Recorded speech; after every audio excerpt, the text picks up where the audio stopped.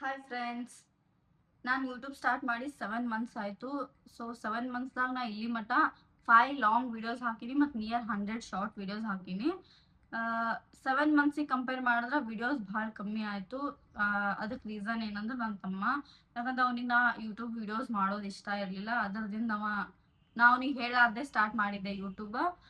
ಹೇಳಾರ್ದೆ start ಮಾಡಿದ್ದೆ, ಮತ್ತು ಮನಸ್ಸಿನಾಗ ಗೊತ್ತಿತ್ತು ಇವ್ನಿಗೆ ಗೊತ್ತಾದ್ರೆ ಒಂದಲ್ಲ ಒಂದನ್ನ ಹಿಂಗೆ ಡಿಲೀಟ್ ಮಾಡ್ತಾನ ಅನ್ನೋ ಒಂದು ಅಂಜಿಕೆ ಇತ್ತು. ಅದ್ರ ಸಲುವಾಗಿ ನಾ ಲಾಂಗ್ ವಿಡಿಯೋಸ್ ಮಾಡಕ್ ಸ್ಟಾರ್ಟ್ ಮಾಡಿದ್ದಿಲ್ಲ.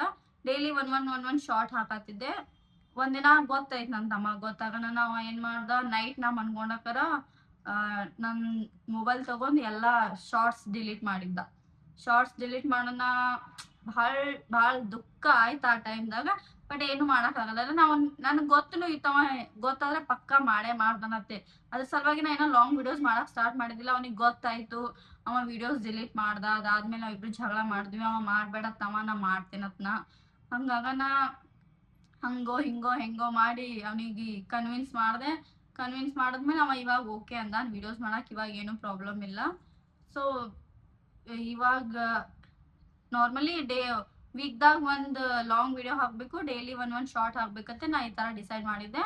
ಬಟ್ ರೀಸೆಂಟ್ ಆಗಿ ಏನಾಯ್ತು, ನನ್ನ ಚಾನಲ್ ನೋಡಿದ್ರೆ ಗೊತ್ತಾಗ್ತೈತಿ ನಾ BTS ಆರ್ಮಿ ಅದೀನಿ ಅಂತ.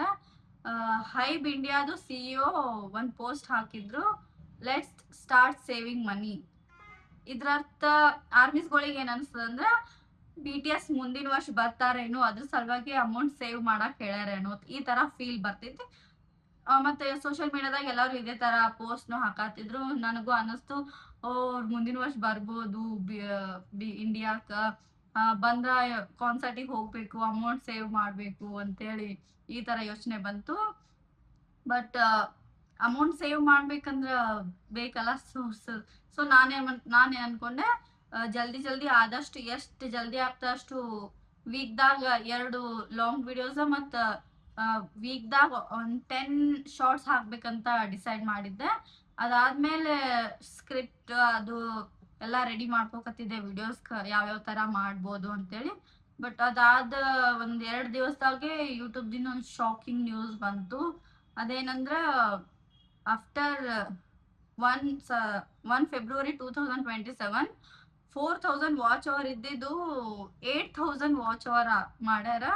ಮತ್ತು ಶಾರ್ಟ್ಸ್ ಮ್ಯಾಗ ಮಾನಿಟೈಸೇಷನ್ ಮಾಡ್ಕೋಬೇಕಂದವ್ರು 10 ಮಿಲಿಯನ್ಸ್ ಇದ್ದು 20 ಮಿಲಿಯನ್ ವ್ಯೂಸ್ ಮಾಡ್ಯಾರ.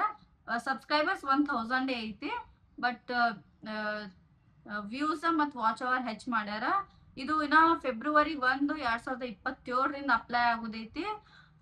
ಸೊ ಇವಾಗ ಅಂದ್ರೆ ಫುಲ್ ಈಗ ನಾ ಜಲ್ದಿ ಮಾಡೇಬೇಕು. ಒಂದು BTS ಕಾನ್ಸರ್ಟಿಗೆ ಮನಿ ಸೇವ್ ಮಾಡೋ ಸಲುವಾಗಿ ನಾನು ಯೂಟ್ಯೂಬ್ ಮಾನಿಟೈಸೇಷನ್ ಮಾಡ್ಕೋಬೇಕತ್ತೆ ನಾ ಫುಲ್ ಹ್ಯಾಪಿಯಾಗಿ ಇದು ಮಾಡತ್ತಿದ್ದೆ. ಬಟ್ ಈಗ ಹಂಗೆ ನೋಡಕ್ ಹೋಗಿನ ಈಗ ಯೂಟ್ಯೂಬ್ ಫೆಬ್ರವರಿ 1 ಮಾಡ್ಕೊಳ್ಳೇಬೇಕು. ಯಾಕಂದ್ರೆ ಅದಾದ್ಮೇಲೆ ಮಾಡ್ತೇನಂದ್ರ ಇದೊಂಥರ ಹೆಂಗಾಗ್ತಂದ್ರ full time work without payment, ಈ ತರ ಕೆಲಸ ಆಗ್ಬಿಡ್ತೀವಿ. ನಾವು ವಿಡಿಯೋಸ್ ಮಾಡೋದು ಅದು ಯಾವಾಗ 8,000 ವಾಚ್ ಅವರ್ ಕಂಪ್ಲೀಟ್ ಆಗ್ಬೇಕು ಹಂಗಾಗ್ತೈತಿ.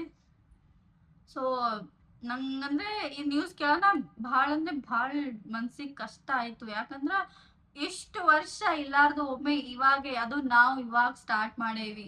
ಸ್ಟಾರ್ಟ್ ಮಾಡಿದ್ಮೇಲೆ ಒಮ್ಮೆ ಈ ತರ ಚೇಂಜಸ್, ಅದು ಇಷ್ಟು ದೊಡ್ಡ ಚೇಂಜಸ್. 4,000 ಎಲ್ಲಿ 8,000 ವಾಚ್ ಅವರ್.